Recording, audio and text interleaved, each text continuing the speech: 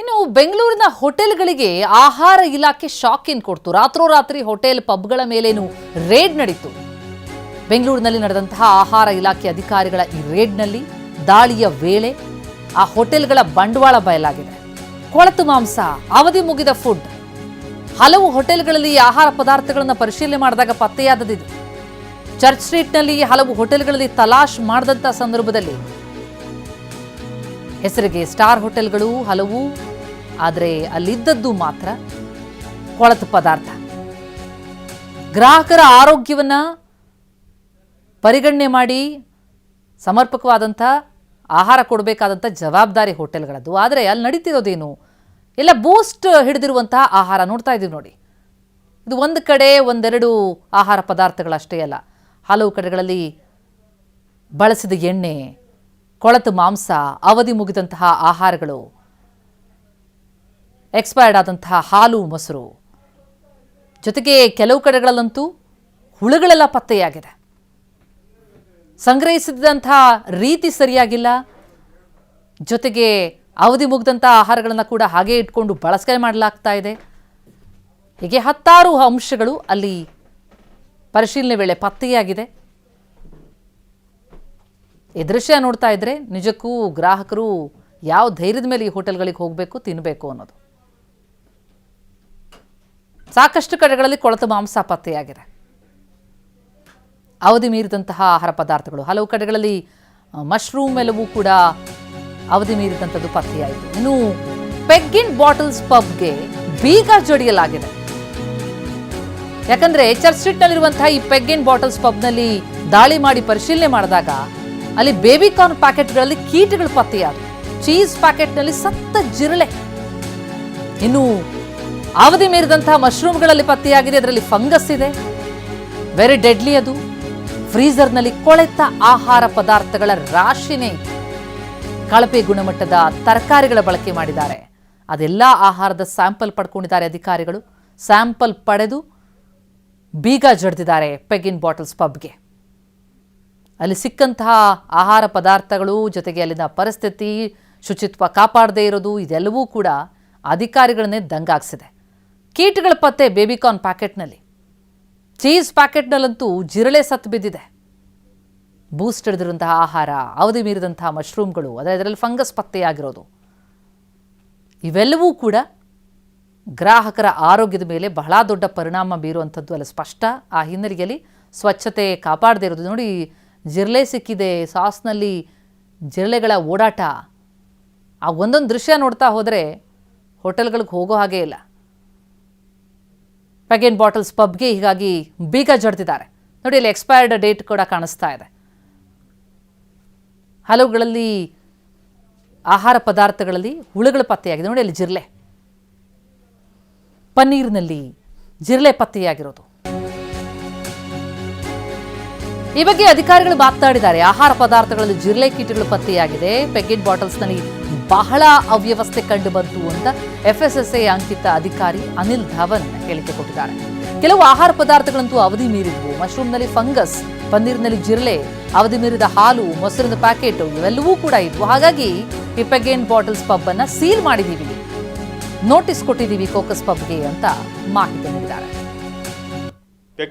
Bottle and pegs and ಇನ್ನೊಂದು coccus ಅಂತ ಎರಡನ್ನು ನಾವು ಪರಿಶೀಲನೆ ಮಾಡಿದಾಗ ಈ ಬಾಟ್ಲ್ ಆ್ಯಂಡ್ ಪೆಗ್ಸಲ್ಲಿ ನಮ್ಮ ನ್ಯೂನ್ಯತೆ, ಕಾಯ್ದೆ ಮತ್ತು ನಿಬಂಧನೆಗೆ ಒಳಪಟ್ಟು ಯಾವುದೂ ಇರಲಿಲ್ಲ.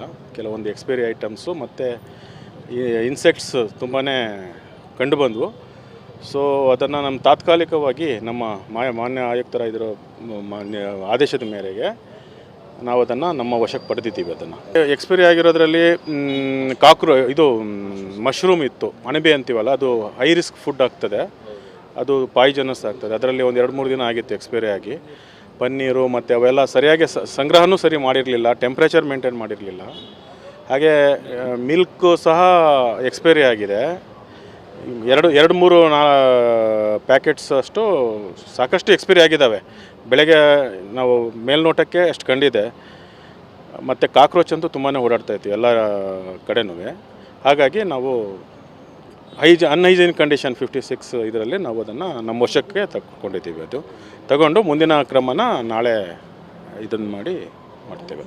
ಪೆಕ್ ಎಸ್, ಈ ಬಗ್ಗೆ ಡೀಟೇಲ್ಸ್ ಪಡೆಯೋಣ. ನಮ್ಮ ಪ್ರತಿನಿಧಿ ವಿನಯ್ ಕಾಶ್ಯಪ್ನವರೀಗ ಲೈವ್ನಲ್ಲಿ ಜಾಯ್ನ್ ಆಗ್ತಾ ಇದ್ದಾರೆ. ವಿನಯ್, ರುಚಿಯಾಗಿ ಆಹಾರ ಸಿಗುತ್ತೆ ಅಂತ ಹೇಳಿ ಹೊರಗೆಲ್ಲ ತಳಕಿರುವಂತಹ ಈ ಹೋಟೆಲ್ಗಳಿಗೆ ಹೋಗ್ತಾರೆ ಗ್ರಾಹಕರು. ಅದ್ರ ನೋಡಿ ಒಳಗೆ ಇಷ್ಟು ದೊಡ್ಡ ಹುಳುಕ, ಆ ಪಟ್ಟಿ, ಆ ಜಿರ್ಲೆಗಳು, ಅದೆಲ್ಲವನ್ನು ಕೂಡ ಗಮನಿಸ್ತಾ ನೋಡಿದ್ರೆ ನಿಜಕ್ಕೂ ಎಂಥ ಆಹಾರ ತಿಂತಾ ಇದ್ದೀವಿ ಅಂತ ಭಯ ಆಗತ್ತೆ. ಈ ದಾಳಿ ವೇಳೆ ಎಲ್ಲೆಲ್ಲಿ ಏನೇನು ಕಂಡು ಬಂತು, ಜೊತೆಗೆ ಯಾವೆಲ್ಲ ಹೋಟೆಲ್ಗಳನ್ನ ಈಗ ಸೀಸ್ ಮಾಡಲಾಗಿದೆ, ಏನೇನು ಆಕ್ಷನ್ ಆಗ್ತಾ ಇದೆ?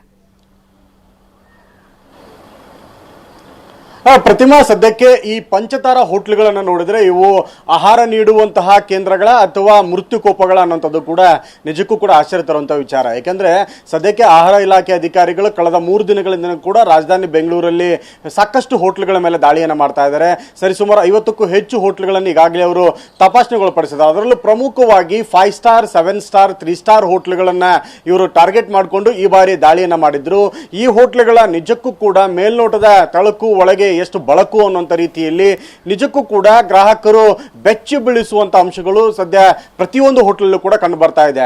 ನಿನ್ನೆ UB ಸಿಟಿ ಪ್ರತಿಷ್ಠಿತ ಹೋಟ್ಲ ಮಾಲ್ ಆಗಿರುವಂತಹ UB ಸಿಟಿ ಮಾಲ್ ಅಲ್ಲಿರುವಂತಹ ಸ್ಕೈಲಾಂಜ್ ಹೋಟ್ಲು, ಬಾರು, ರೆಸ್ಟೋರೆಂಟ್ ಇವುಗಳ ಮೇಲೆ ದಾಳಿ ಮಾಡಿದ ಸಂದರ್ಭದಲ್ಲಿ ಆಹಾರ ಇಲಾಖೆ ಅಧಿಕಾರಿಗಳ ಕಣ್ಣಿಗೆ ಬಿದ್ದಿದ್ದು ನಿಜಕ್ಕೂ ಕೂಡ ಒಂದು ದೊಡ್ಡ ಮಟ್ಟದ ಆಶ್ಚರ್ಯಕಾರದ ವಿಚಾರಗಳು.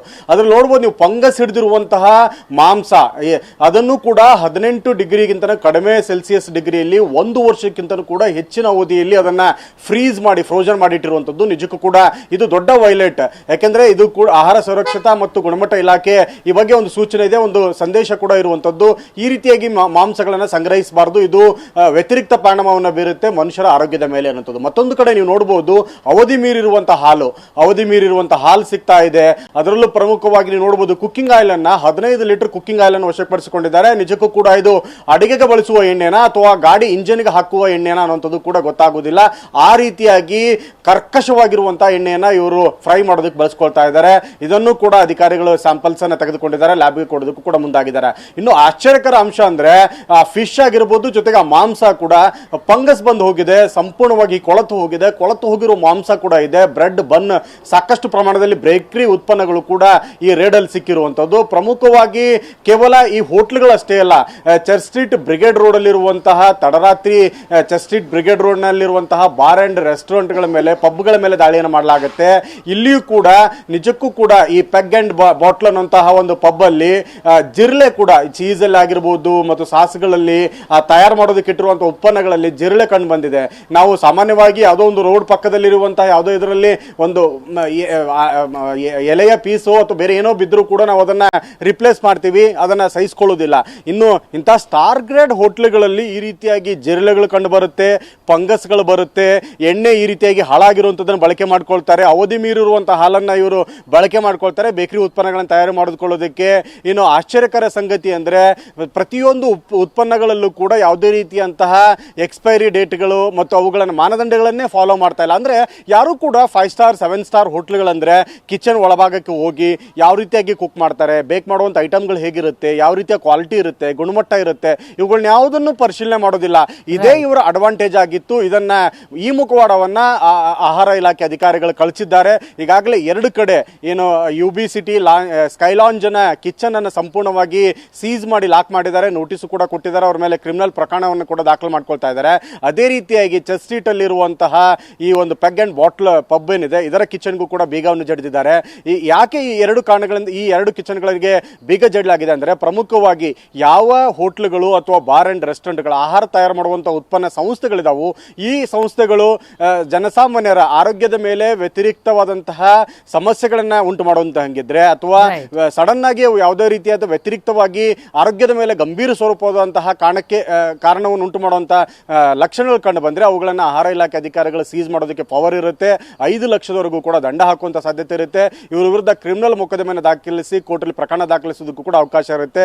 ಹೀಗಾಗಿ ಸದ್ಯಕ್ಕೆ 2 ಪ್ರಮುಖ ಹೋಟ್ಲುಗಳ ಮೇಲೆ ಈ ರೀತಿಯಾದಂತಹ ಒಂದು ಆಕ್ಷನ್ ತೆಗೆದುಕೊಂಡಿದ್ದಾರೆ. ಇನ್ನು 15ಕ್ಕೂ ಹೆಚ್ಚು ನೋಟಿಸ್ಗಳು ಕೂಡ ಸರ್ವ್ ಆಗಿದೆ. ಯಾಕೆಂದ್ರೆ ಪ್ರಮುಖವಾಗಿ ಅವಧಿ ಮೀರಿರುವಂತಹ ಉತ್ಪನ್ನಗಳಾಗಿರಬಹುದು, ಜೊತೆಗೆ ಕ್ವಾಲಿಟಿ ಮೇಂಟೈನ್ ಮಾಡದಿರುವಂತಹ ಹೋಟ್ಲುಗಳು, ಶುಚಿತ್ವ ಇಲ್ಲದೆ ಇರುವಂತಹ ಹೋಟ್ಲುಗಳು, ಅವಧಿ ಮೀರಿರುವಂತಹ ಎಣ್ಣೆ ಆಗಿರಬಹುದು, ಇಂಥವುಗಳು ಎಲ್ಲವುಗಳನ್ನು ಬಳಕೆ ಮಾಡಿಕೊಂಡಿರುವಂತಹ ರೆಸ್ಟೋರೆಂಟ್ಗಳಿಗೆ ನೋಟಿಸ್ ಅನ್ನು ಕೂಡ ಕೊಡಲಾಗಿದೆ. ಅವರು ಉತ್ತರವನ್ನು ಕೊಡಬೇಕಾಗುತ್ತೆ. ಈ ಅವರ ಉತ್ತರದ ಬಳಿಕ ಕೂಡ ಅವರ ವಿರುದ್ಧ ಕ್ರಮವನ್ನು ಜರುಗಿಸೋದಕ್ಕೂ ಕೂಡ ಆಹಾರ ಇಲಾಖೆ ಅಧಿಕಾರಿಗಳು ಮುಂದಾಗಿರುವಂತದ್ದು. ಪ್ರತಿಮಾ. ಎಸ್ ವಿನಯ್, ಹಾಗೆ ಸಂಪರ್ಕದಲ್ಲಿ ಇನ್ನಷ್ಟು ಡೀಟೇಲ್ಸ್ ಪಡಿತೀನಿ.